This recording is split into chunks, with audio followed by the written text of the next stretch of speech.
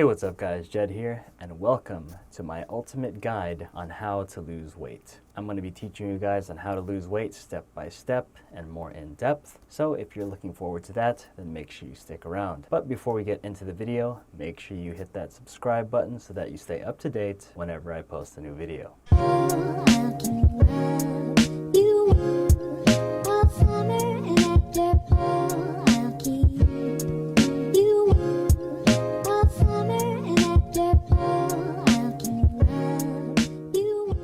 Alright guys, I'm going to try to make this as short as possible so there's a lot to cover. So make sure you whip out your notebooks and your pencil and start taking some notes, because I'm pretty sure that you're going to get a lot of value from this video if you are willing to put the time and the effort. Alright, so how do you lose weight? The short answer is you need to be eating less calories, which means less food. If you are eating 4 slices of bread, start eating 2 slices of bread. If you're drinking too much soda, stop drinking soda. You always find yourself sticking your hand in a bag of chips, constantly eating, then take your hand, move it away. You need to be eating less calories. And you also need to be counting your calories. There's a lot of people out there that have already claimed that you don't need to count calories anymore and that it's outdated. But please believe me when I say that counting calories is not outdated. It is still the basis on how to lose weight. There are so many ways I can prove this to you. Like, I can use intermittent fasting as an example. What intermittent fasting is, it's just telling you when to eat and when not to eat. So like for example, me, I eat my first meal when I do intermittent fasting at 10 a.m. I eat my first meal at 10 a.m. and then I have my last meal at 6 p.m. That is an 8-hour eating window where I get to eat anything I want for 8 hours, but not how much I want, because like I said, you need to count your calories. Why do I choose to do intermittent fasting? Or why should you consider intermittent fasting? Well, because like I said earlier, you need to count calories and you need to be eating less calories, and when you have a time restricted eating window, you have a higher chance of being in a deficit, because most people that eat won't have enough time to actually eat as much as they want in an 8-hour eating window. Unless you're just someone who's super addicted to food and wants to eat food 24/7, then that's a different story. But generally, people won't have enough time to eat as much food as they want in a short eating window. That is the only reason why intermittent fasting is effective. But do you need to do intermittent fasting in order to lose weight? No, it's just a strategy that you can implement in your weight loss journey to help make this process of eating less food, eating less calories easier. But like I said, you don't need to do it. Same thing with keto. But basically, it's where you're eating less of something and more of something. Why do you do that when doing keto? Because again, if you're paying attention, the purpose of it is to put you in a caloric deficit. Because again, you're having less of something. And when you have less of something, there's a good chance that you're going to be in a caloric deficit. Same thing can be said about juicing. What do people usually juice? Vegetables, fruits. Why does it work? Because, well, if you do a little bit of research, fruits and vegetables don't really have that many calories. And if that's the only thing you're having throughout the day, of course you're going to be in a caloric deficit. Eating less food,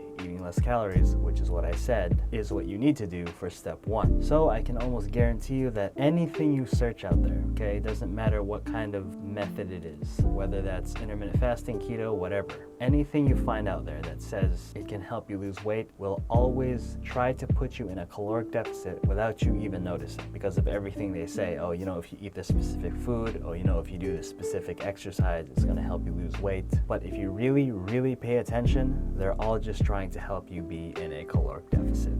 Alright, so anyone that says otherwise is most likely not telling the truth or misleading you. So you 100% need to count your calories, because you need to eat less food. And when you eat less food, you will lose weight. So that is step number 1. Now there's a variety of ways to find out how many calories you need, but the easiest way to find out how many calories you need in order to lose weight, in my opinion, is to just use an online calorie calculator. And as I said, this is a more in-depth guide on how to lose weight, so I'm going to go ahead and do everything with you. So I'm going to go ahead and go over here and put online calorie calculator. Okay, all right, now I've done this before already in a video that I did in the past. I'm pretty sure you can find that, or I can just leave a link in this video, but I'll also do it again here. Okay, so it looks something like this. I don't know if that will focus. Okay, so Anyway, I'll just go ahead and leave a link in the description so that you can, follow along with me. But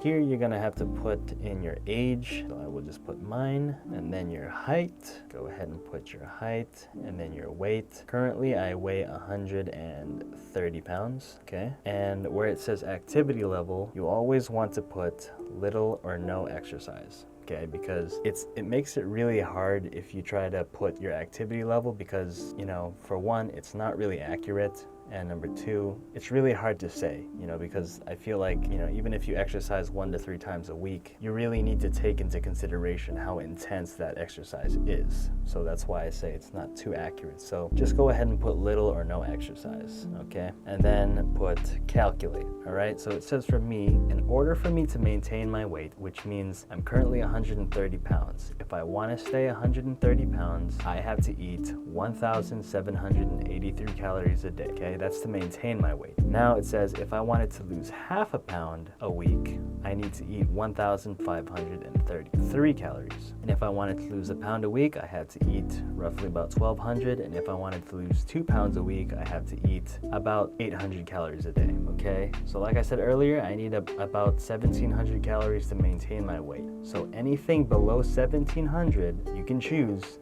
Anything below 1,700, I am going to lose weight. They're just at different paces. So the lower your calories, the faster the weight loss. All right, so now the number that you got, I want you to pick one of those. Okay, so if you want to lose half a pound, then pick that. If you want to lose a pound, 2 pounds, just choose which one you want, okay? Now these are just estimates. Once you pick one that you want, make sure you stick to it. And here's what you're gonna do. At the least, you have to eat as close to that number as much as possible for a week straight. Now the reason I say you have to do this for a week straight is because you need to monitor if your weight's even going down in the first place. Also, another thing to keep in mind is that when you are starting to lose weight, I just want you to know that there's a good chance that that's most likely water weight. But it's good, that's a good sign. That has to come first before you start actually losing weight. So what you're gonna do is you're gonna pick that number, try to stick as close to that number as much as possible, and then write it down somewhere. Okay, you're gonna do that for 7 days straight. And it's very easy to tell how much weight you're losing. If you're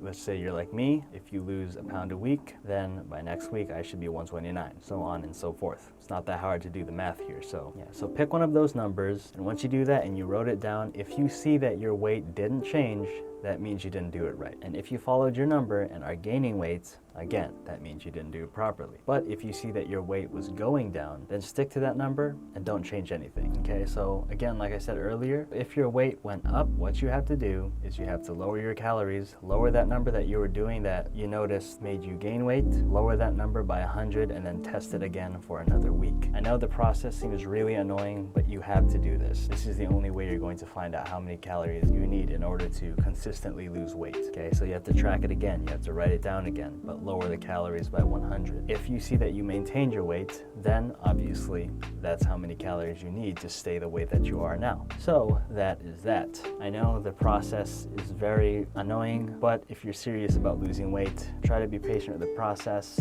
And if you can push through it, that's awesome. All right, so the next thing I want to talk about is how to actually properly count your calories. All right, so I want you to do something. Go ahead and look around your house and find something, any sort of food that has a barcode on it, okay? And the first thing I want you to do is I want you to download MyFitnessPal. Okay, it's basically an app that helps you count your calories. All right, so if you already have it, then good. But if you're downloading it for the first time, just go ahead and enter all the information that you need to. It's completely free. All right, so once you've done all that, go ahead and find a food like a granola bar or something, anything that has a barcode, and then go onto MyFitnessPal, and then it should be pretty easy to find where the scanner is on the app. But once you do, it should look something like this. As you can see my face with no barcode.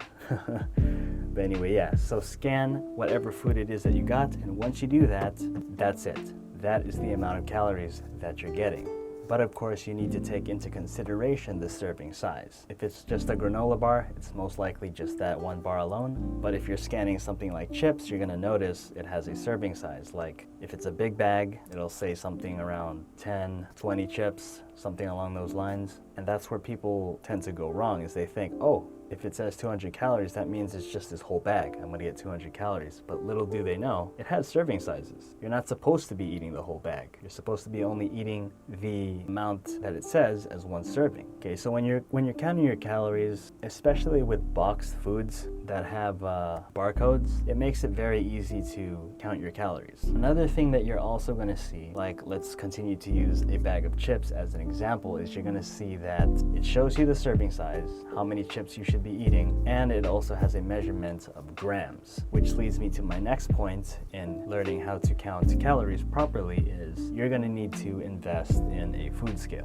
Food scale is basically a scale that helps you figure out how many grams that you're getting, or ounces. I suggest measuring by grams though, so that you can know just exactly how much you're getting. So for example, if a bag of chips said that one serving is 40 grams, even though it tells you how many chips it is, that's only an estimate, you know? Like for example, if I took how many chips it said and put it in a bowl over my food scale, and the serving says 40 grams, but on my scale it says 35, then you'll know it's probably a good idea to use a food scale, all right? And you'll also notice that using a food scale is very effective, especially with the foods that don't have barcodes like rice. It's just a ton of food that don't have barcodes. A food scale is definitely going to help you out with doing that. I also have a video dedicated to learning how to properly count your calories using MyFitnessPal, which I will link in this video, so you can go watch that on your own time. All right, so now we know that we have to count our calories and we have to count them properly. And you also need to invest in a food scale, and you need to download MyFitnessPal. I also want to say,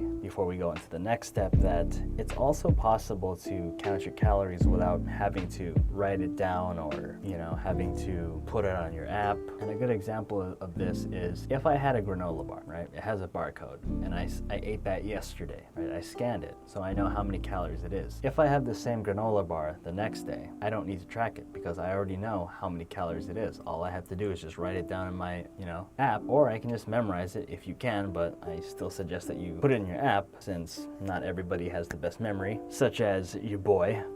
But yeah, alrighty, moving on to step 3. This is completely optional, but if you want fast results, I definitely suggest that you include this along your journey, and that is exercise. It doesn't have to be weightlifting. It just has to be some sort of exercise that, involves you at least moving a little bit. Walking is a great exercise. It's really easy, basic, not hard to do at all. Almost everyone can do it. You can even just do that if you wanted to. But there are so many other exercises that you can do that you can look up on Google, or just anything in general that gets your heart pumping. And why that's effective is because it helps you to burn calories. Not a lot, but it definitely helps, especially if you're someone who thinks even though you count your calories and know you're in a deficit, it helps put your mind at ease knowing that, okay, if I did some cardio, I'm gonna burn even more calories, which will sort of help me stay in a deficit, if that makes sense. That's pretty much it. That is how you can lose weight. Alrighty, I know I said I try to keep this as short as possible, but it is relatively long. But again, I hope you found value. I did my best to give you a no BS in-depth guide, so I hope you, my friend, take this information and take action, okay? And if you guys are interested in learning more about weight loss or intermittent fasting, then be sure to check out my last video where I talk about